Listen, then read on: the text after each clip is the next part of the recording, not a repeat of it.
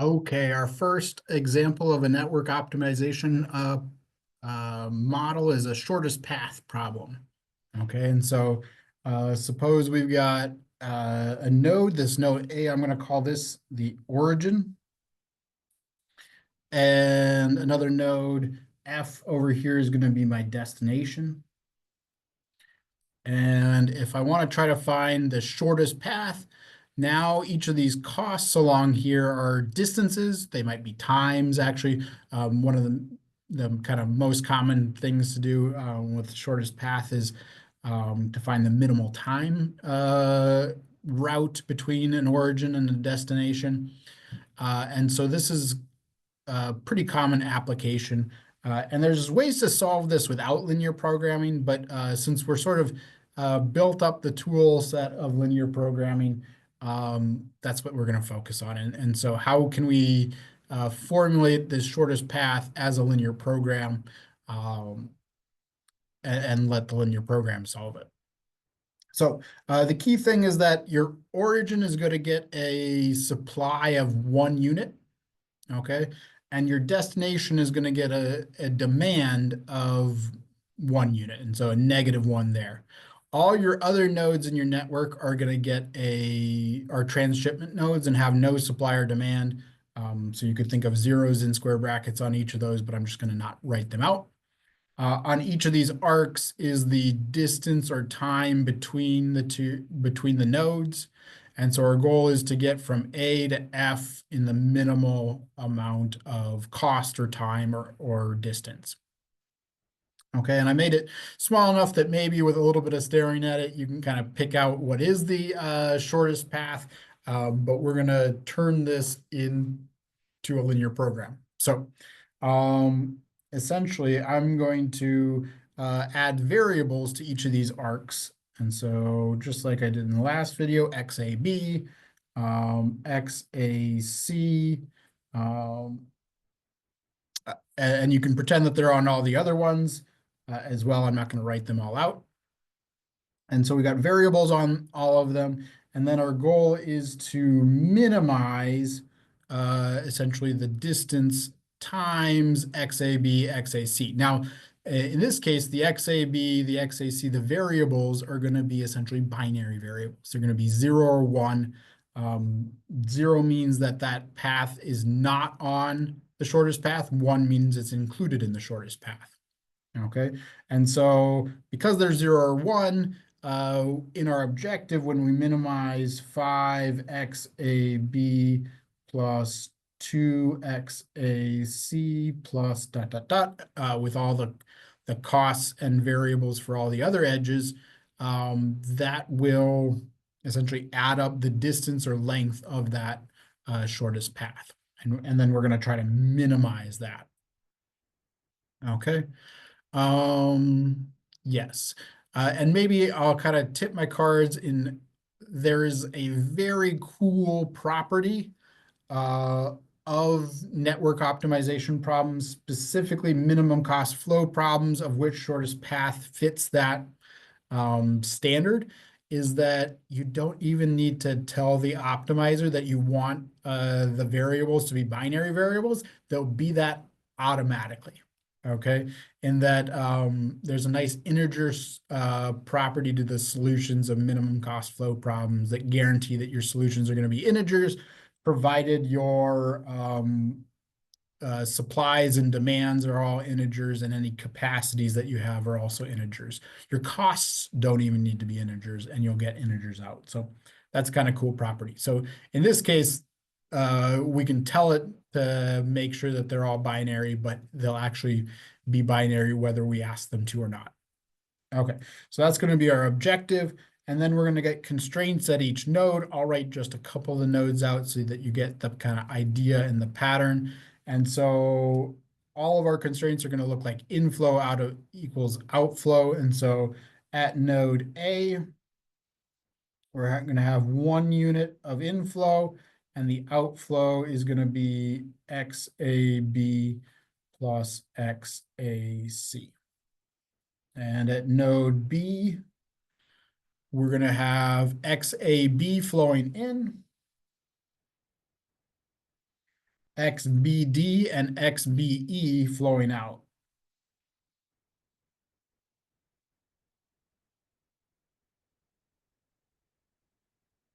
Okay. One thing to notice, everything that's an outflow for node B has B as the first letter in the kind of pair there. Anything with an inflow has B as the second letter, and that's actually going to be a pattern that we're going to make use of in setting it up in the computer. Let's do node C, and that'll probably be it. So XAC is coming in, and XCD and XCE are flowing out. Okay, and then we'd have to do it for all the rest, and maybe I'll do the last one, our destination node there. And so F is going to have inflows of X DF plus X EF, and then it's got an outflow of its 1 unit of demand. And so that's got to be equal to 1. So we have sort of 1 unit coming in at node A and 1 unit flowing out at node F. And then the goal is to minimize sort of the distance traveled along there. Okay. One thing that I'll note is that in the setup of this, I drew these as undirected arcs. Really, you got to think of these as directed arcs. Your problem may or may not have one-way flow between your nodes, or it might have a one-way flow. The way we do our variables, we're going to also have non-negativity. And so we're going to have X, A, B, X, A, C. All of those need to be greater than or equal to 0. And so if we want flow in the opposite direction, we actually need to create another variable and another arc coming back. And so, for example, if we weren't sure if the flow was going to go from B to E or E to B, we'd want to add in another arc that actually goes the opposite direction, have the same cost, and then give it another variable that was XEB, whereas this one was XBE. Okay, and so anytime where you have flow that could go either way on a shortest path problem, you need to sort of augment with one variable for each direction. Okay. In this case, mostly from the way I drew it, but kind of by inspection as well, everything's sort of flowing from left to right. And so we don't need those extra connections, but in a lot of cases, it's not super obvious. And so you just put them in without kind of worrying about it. And then the optimization problem will determine which direction it actually has the flow. Okay. So here's our problem, and we've sort of set it up, or at least part of it up on paper here. Let's go ahead and set this shortest path problem up in R.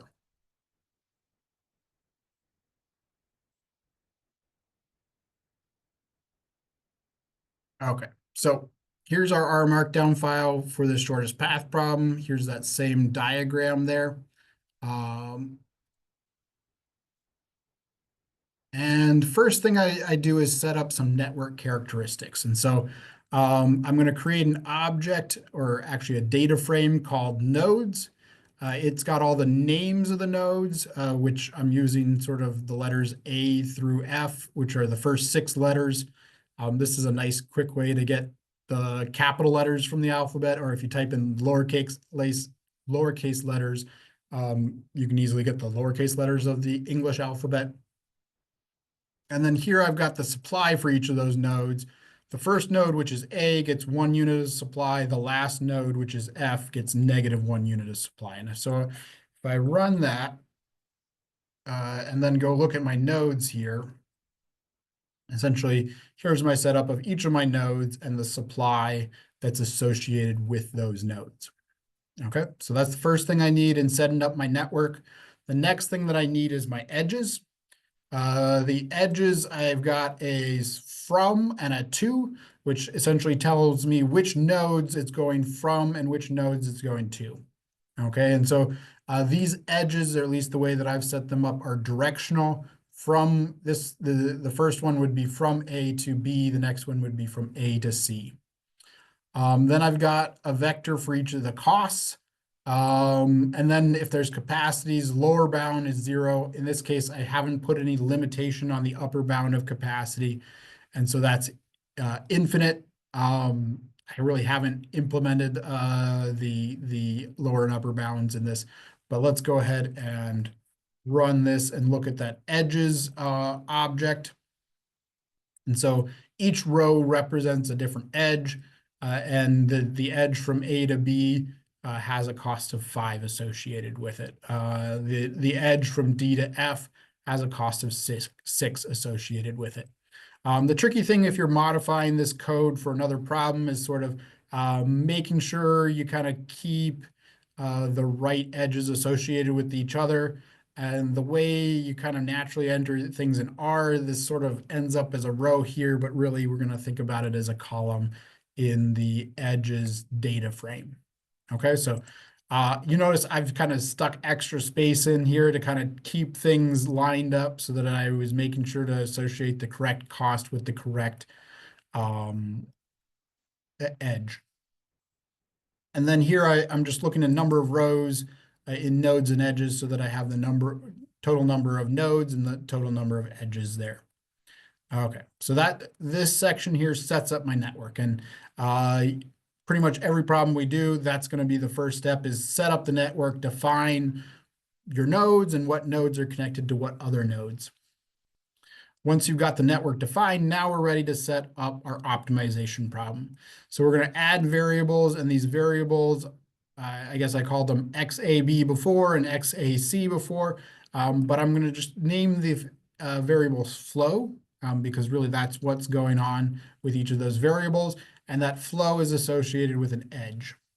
Okay, and I'm going to create a flow variable for each edge, and so how many edges are there? 1 through the number of edges. So edge number 1 is the first row in this edges data frame. Edge number 2 is this second row in this edges data frame. Okay, so I'm essentially using numbers to index the edges, and that's probably the easiest way to do that. I've set type equals continuous, even though I want my answers to be binary in the end. They'll end up being binary. I could force them to be binary. Probably wouldn't be a bad idea to do that, because as we learned last semester in branch and bound, the first step will be to relax the binary constraints to continuous constraints, and we'd sort of see that showing up here. And then I do need a lower bound of 0. Even though we might think we could flow backwards and call that negative flow, when you then multiply it by the cost, then you end up with negative cost. So that doesn't work out. So we need a lower bound of 0 on each of the flows.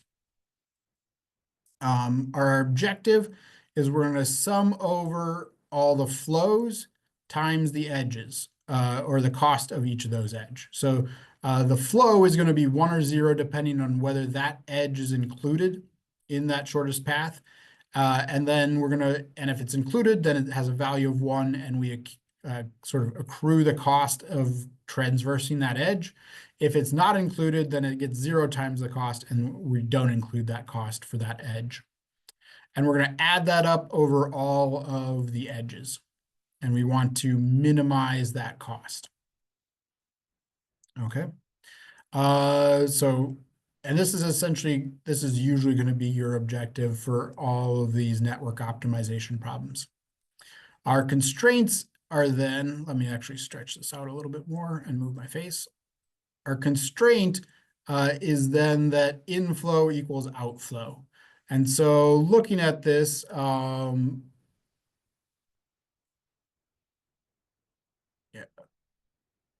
stretch this a little bit.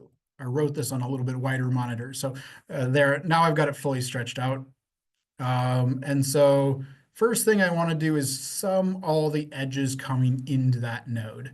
And so I'm going to sum over the flow of any in edge. Okay, and here's the trick of finding out which edge is flowing in. I really let those in edge go through all the edges, so 1 through number of edges, but then I provided a condition here, and conditions are pretty powerful way of doing things in OMPR. Is you give it a condition that can evaluate to true and false and tell you whether or not to include that in the sum or not. And so I check whether edges 2, which is the where it's going to edge, the kind of second index. When you kind of say XAB, it's the B, the second index there. So where it's going to of the current in edge that I'm thinking about, whether that's equal to the current node. Okay. And we're going to be having one constraint for each node. So the first node that we'll apply this to is node A. And so we'll essentially check whether the current edge has A as its 2 side, and that matches the current node named A. Okay, so this is essentially edges flowing in.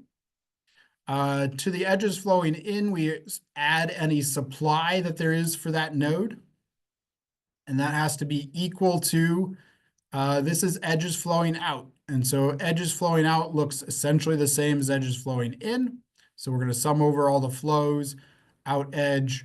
This time we'll check edges from and whether the name of the current node matches edges from. Then let's see. Oh, and then you'd think I'd add to that demand on the outflow side, but because I've considered negative supply as demand, that this supply actually acts as both supply or demand. If it's positive, it's supply. If it's negative, it's demand. Okay, and so if it's negative, you could kind of think of moving it over to the other side and making it positive. And we're going to get a copy of this constraint for node going from 1 up through the number of nodes. So in this first example, there's 8 edges, 6 nodes, and you're going to get 6 constraints. Okay.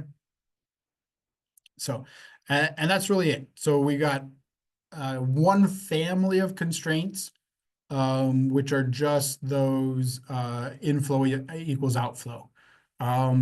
If we did have capacities, we'd add those capacities as bounds.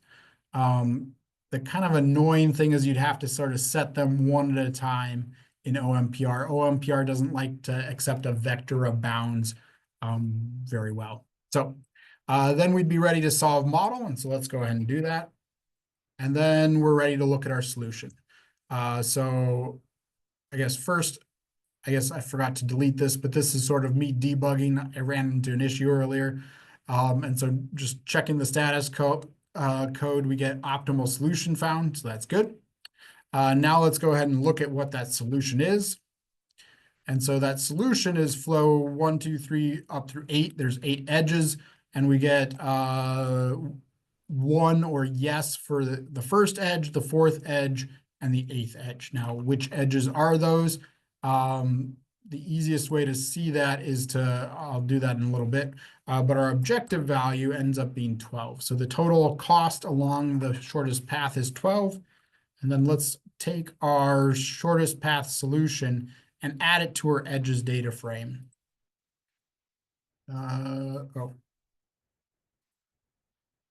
There. So now I've added that as this column over here. Ones represent the edges that are in it. So we go from A to B. That's in, it has a 1 for flow. Then this one corresponds to B to E. And then this one corresponds to E to F.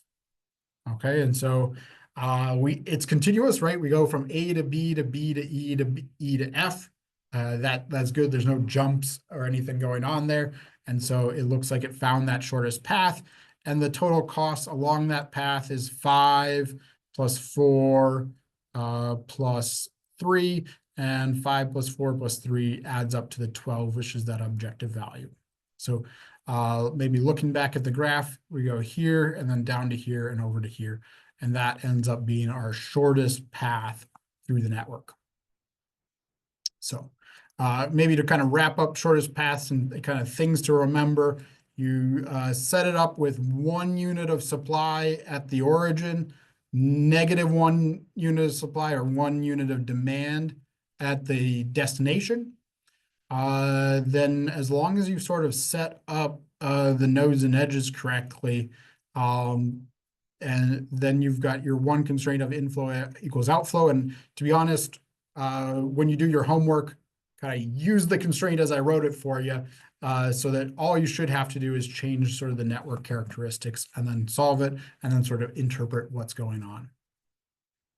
So that's it for this shortest path example.